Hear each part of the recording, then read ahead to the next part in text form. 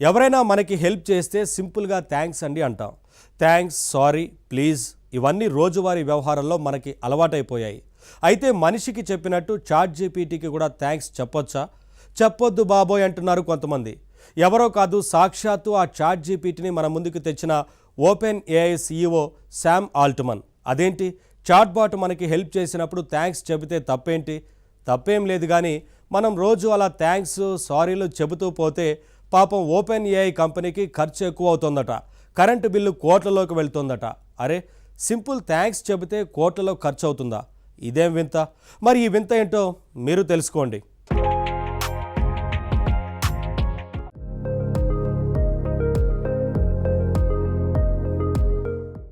Help చేసిన వాళ్ళకి help చేయకపోయినా పర్వాలేదు, కానీ చేసిన హెల్ప్కి థ్యాంక్స్ చెప్పడం కనీస కర్తవ్యం. పైగా అది ఖర్చులేని వ్యవహారం. అందుకే మనం థ్యాంక్స్, సారీ లాంటి పదాల్ని ఈజీగా వాడేస్తుంటాం. అయితే చాట్‌జీపీటీ లాంటి చాట్ బాట్స్తో మాట్లాడేటప్పుడు మాత్రం ఇలా మనుషుల్లా బిహేవ్ చేస్తే మనీతో ప్రాబ్లమే. ఎందుకంటే ఏఐకి చెప్పే థ్యాంక్స్ ఖర్చులేని వ్యవహారం కాదు.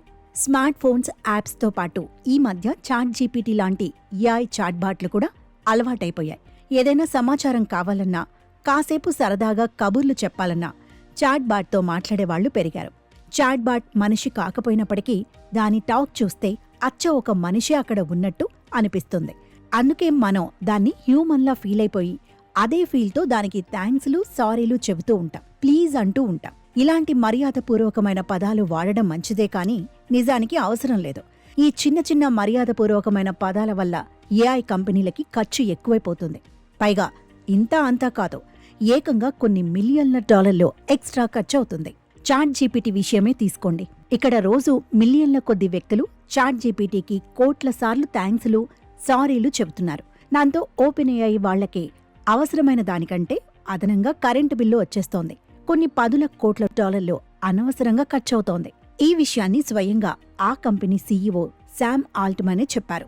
అవును, మరి చాట్‌జీపీటీ లాంటి పెద్ద ఏఐ ఇంజిన్స్ పనిచేయాలంటే వాటి వెనుక భారీ కంప్యూటర్లు ఉంటాయి. వీటికి రెస్ట్ ఉండనే ఉండదు. నిరంతరం పని చేస్తూనే ఉండాలి. వీటిని నడపడానికి ఎంతో కరెంట్ అవసరం. పైగా ఈ సిస్టమ్స్ వేడెక్కిపోకుండా చల్లగా ఉంచడానికి కూలింగ్ సిస్టమ్స్ కూడా నాన్ స్టాప్గా నడపాలి. మనం చాట్‌జీపీటీని అడిగేది చిన్న ప్రశ్నే కావచ్చు, కానీ అది అర్థం చేసుకుని సమాధానం చెప్పాలంటే వెనుక చాలా ప్రాసెస్ జరగాలి.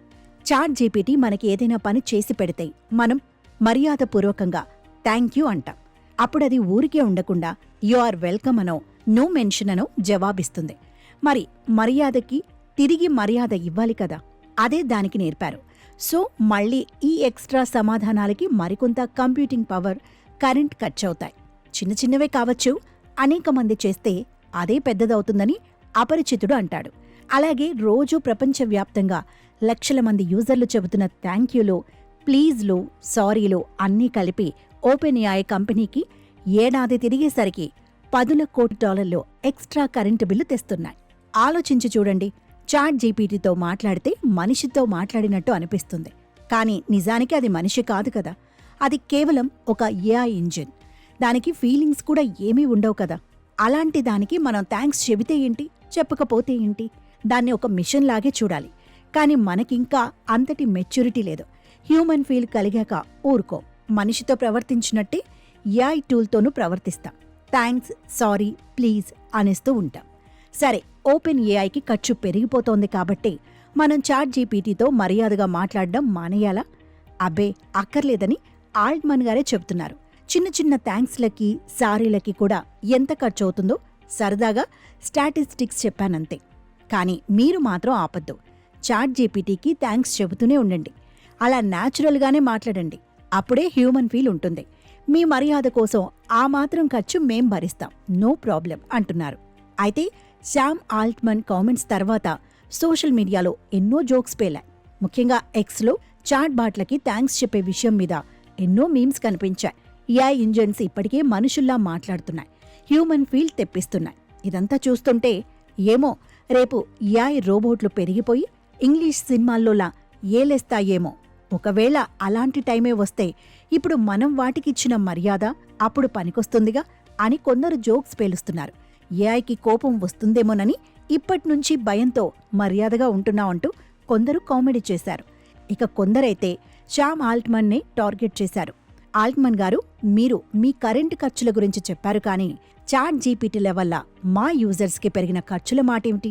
చాట్ జీపీటీ ప్లస్కి డబ్బులు కడుతుంటే మరి మాకు భారంగానే ఉంది అని అంటున్నారు. మొత్తం మీద అదండి చాట్ జీపీటీ థ్యాంక్స్ కదా. మనం సరదాగా అలవాటుగా చేసే చిన్న చిన్న పనుల వెనుక కూడా టెక్ ప్రపంచంలో ఎంత పెద్ద లెక్కలుంటాయో ఈ సంఘటన వల్ల తెలుస్తుంది. చాట్ జీపీటీ అనేది మనిషి కాకపోవచ్చు, కానీ మనం మనుషులం. చాట్ జీపీటీకి థ్యాంక్స్ చెప్పడం మనం మనుషులు అనడానికి గుర్తు.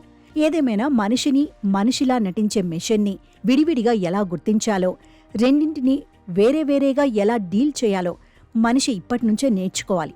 అందుకు ఈ సంఘటనే ఓ మంచి ప్రారంభం. ఏమంటారు?